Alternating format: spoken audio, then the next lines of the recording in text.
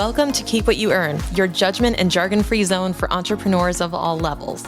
Get ready to learn how to scale your business, save money in taxes, and create a business that grows your wealth.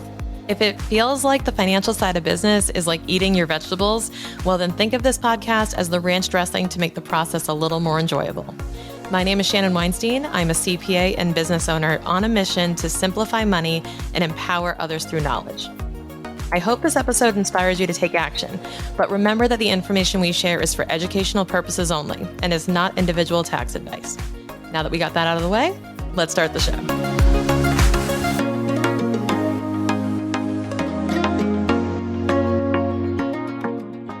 There's a lot of talk on social media and in business networking groups and masterminds and communities around tax planning, tax strategy, because it's definitely one of the biggest expenses, cash outflows that you have as an entrepreneur.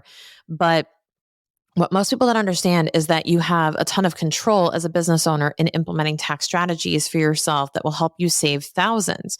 Now, here's the kicker though. A lot of people who promote themselves to be tax strategists we're all aware of kind of these same few areas of the Internal Revenue Code, which is the guidebook. There are a few rules that you can work within and work around to help you save a bit of money in taxes. Now, a lot of people are in forums, in groups, business networking communities, and they're saying, hey, I'm looking for a tax strategist. Okay. I'm always curious where I see that. I'm curious and I want to ask, what is the problem you're hoping they will solve? And if you are in the market for a tax strategist, if you've been convinced by tax-related creators that, hey, you need a strategist and not just a preparer, including myself, by the way, I would always advocate for a strategist over a preparer or a strategist in addition to a preparer. Basically, if someone's just preparing your taxes, they're publishing the story, but you have no one helping you author what the end is going to be. So I believe in having an advisor 100%. However, a lot of people are asking for a tax strategist and self-diagnosing that's what they need. So instead, what I would love it if they would share is, what is it you're looking to solve for? It might be, hey, I had a huge tax liability, an unexpected tax liability this year. You don't even have to say the magnitude because, who wants to share that? You can say, hey, my tax bill really came out of left field for me this year because there was no proper planning, no heads up, no communication from my current professional. I'm looking for a tax pro who can communicate proactively. I'm looking for someone who can help me tax plan. I'm looking for someone who can help me reduce my tax liability and understand the strategies available to me. Now, is that a tax strategist? Sometimes yes. But before you jump to, I need a tax strategist and I need to ditch my CPA, understand that a lot of these folks who are identifying as tax strategists have marketing that is going to push you and create a divide between you and your CPA. Because your CPA probably knows all these strategies and probably knows how risky they are and probably knows that you may or not be qualified to implement them. Or maybe you just don't have the systems in place to implement them effectively or correctly. So before you jump to the conclusion that you need to hire a tax strategist, I want you to really ask yourself, is that the person who can solve my problem? Or is the solution to my problem somewhere in between where I could have a tax professional who does my taxes, helps me plan throughout the year, and just does a better job of communicating with me? Maybe you're not implementing some insane tax strategies and getting these massive refunds or amending prior year returns and doing all this stuff. Maybe it comes down to the problem that you're actually trying to solve for is the surprise. Maybe it's not about the magnitude of the liability. Maybe it's about the timing of when you found out. I've actually noticed this, and this has shifted my entire approach to how I look at tax planning, because although we try to save clients as much as we can within reason, and we're implementing these strategies, I no longer focus on marketing it or highlighting it as a service, because it's not about that. It's about taking the surprise out of the surprise tax bill. I want my entrepreneurs not to shrink themselves. I want them to earn as much as they humanly can. I want them to reach their big goals without fear. I don't want them to pull the e-brake on themselves while they're ascending uphill. Okay? And I want that for you. So when you think about that, I want you to out earn the stress of taxes. I want you to earn so much that it's a minuscule little thing you flick off your shoulder. That's what I want. So, how we make that happen is we strategically align how you earn income and we implement strategies that we can to help you focus on the right things in your business and make sure that you're optimizing from not just a tax standpoint, but from a legal and for your goals. And what most people do is they will seek the help of a tax strategist, the desire to lower their tax liability. But the reality is that it comes down to the choices they're making, whether it be like lifestyle choices or it could be, I mean, heck, where you live. My best piece of tax advice is don't live in California. There you go. No charge for that advice whatsoever. But people will say, if you live in California and you just heard that, you're like, I love living in California. Good for you. You're going to pay taxes. Like, I love California. I do. I don't want to live there I don't want to pay the taxes or pay the property values, right? To live there. And that's individual choices. You should never make a choice that is life-changing and would sacrifice your happiness for the sake of taxes.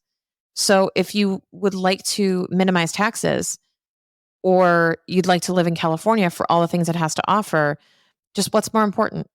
And if you must, where else can you save taxes or how else can you manage that?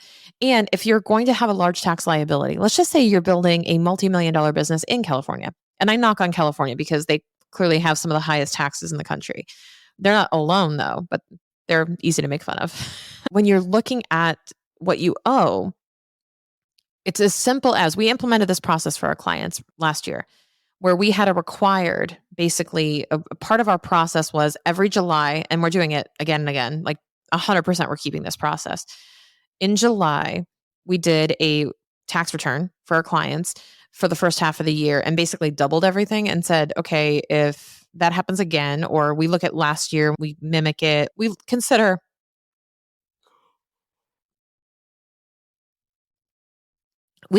all the factors that you would to estimate how the year is going to go. So we looked at 2023 and we said, okay, we have the January through June numbers of everybody's pay stubs, everybody's profits, everybody's income. And we said, okay, so if we take that and we estimate for 2023, the rest of the year, what's going to come, we're going to use the 2022 software. Okay. And we're going to do our best estimate from a ballpark range of what you're going to owe. And we kind of said, okay, hey, client number one, you're going to owe between $15,000 and $20,000 to the federal government, and you're going to owe between $5,000 and $7,000 to California, let's say, or the state. And they say, okay, and that's it. I'll tell you, hearing that in July, very little stress. Because if I said, okay, you're going to owe about 20,000 in 10 months. Okay. Cause by then it was 10 months away ish. And they said, okay, great. That means I have to save up a little over $2,000 a month. Yeah, I can do that. And this is a business that makes, far more than that. This is a business that makes, 6 figures a month. So setting aside $2,000, no biggie. Cool. Look, we'll put that on autopilot right now. And guess what? We just crossed the tax deadline when I'm recording this.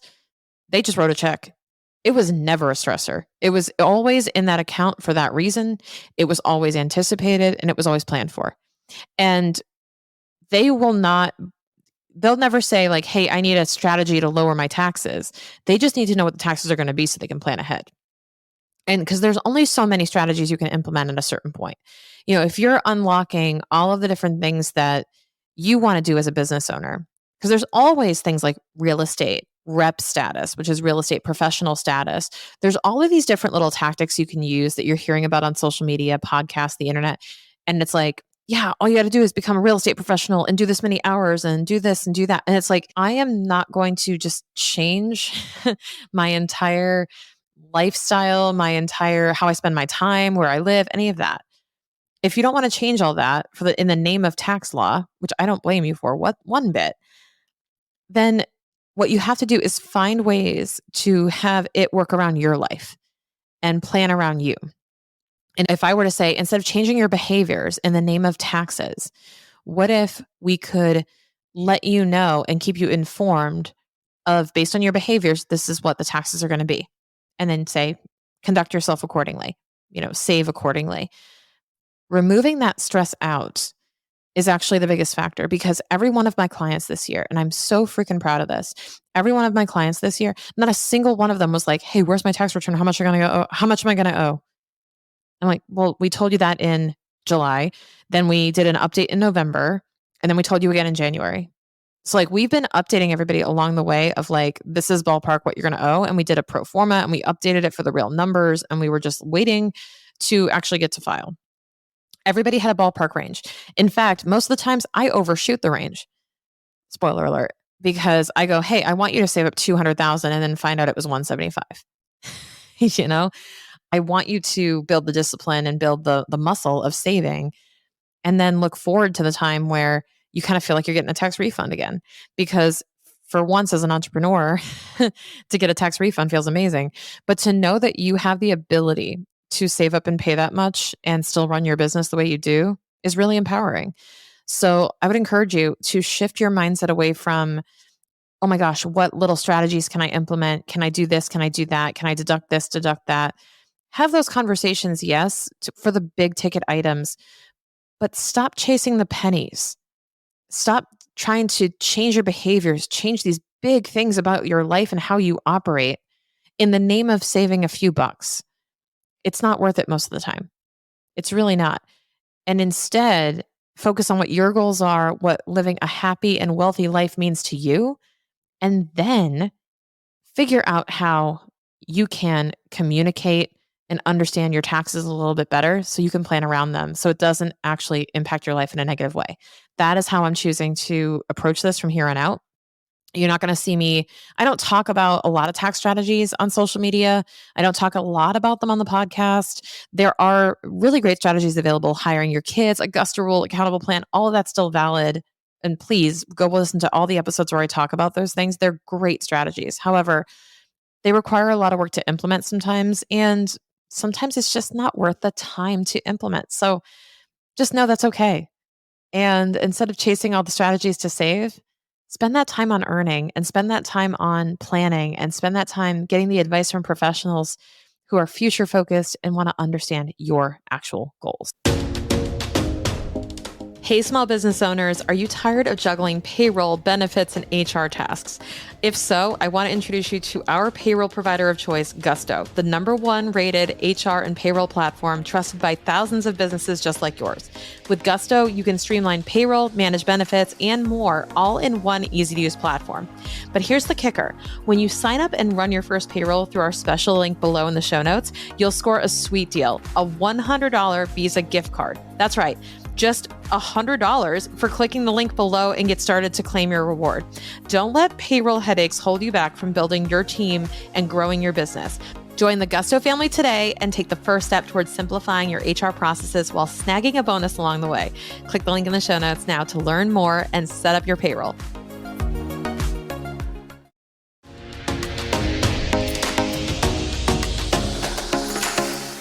Thank you so much for listening. If you enjoyed this episode, please leave a rating and review on your podcast platform. This small action goes a long way for podcasters to get our message heard by more business owners just like you. Be sure to check out the show notes for links to information about our guests and ways to get in touch with me. We'll see you on the next episode.